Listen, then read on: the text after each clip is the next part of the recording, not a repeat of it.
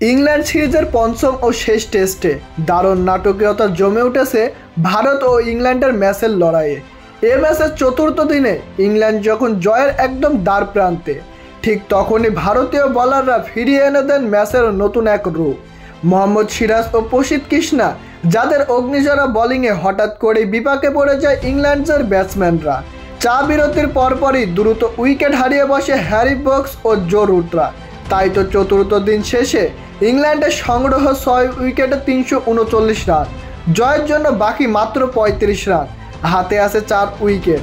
তবে এর মধ্যে আবার সবচেয়ে বড় ধাক্কা তাদের pace bowling allrounder Chris Woakes, যার ব্যাটিং করার সম্ভাবনা একেবারেই নাই বললেই চলে।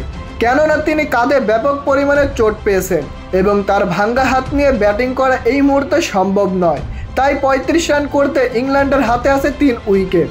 দিনের শুরুতেই ভারত চাইবে অগ্নিঝরা বোলিং করে ইংল্যান্ডের সেই 3 উইকেট তুলে নিতে।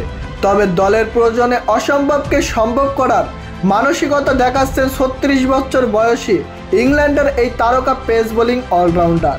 আমরা এই মুহূর্তে দেখতে পাচ্ছি তার হাতে সিলিং ঝুলছে, কিন্তু দলের প্রয়োজনে এক হাতে ব্যাট করতে প্রস্তুত তিনি। ক্রিস ওকসের এমন সাহসী সিদ্ধান্তে ক্রিকেট ভক্তদের মনে পড়ে যাচ্ছে তামিম ইকবালের সেই ঘটনাটি।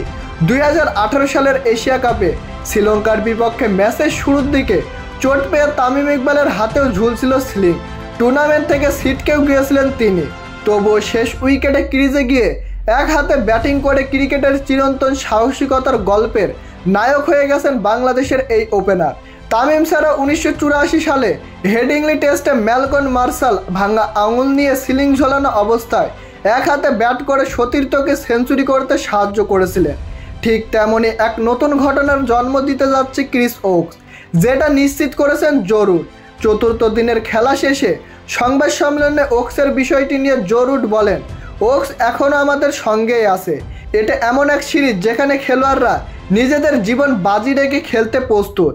ঋষভ পন্থ ভাঙা পা নিয়ে ব্যাট করেছে, এখন ওকস প্রস্তুত ইংল্যান্ডের জন্য এক হাতে হলেও ব্যাট করতে।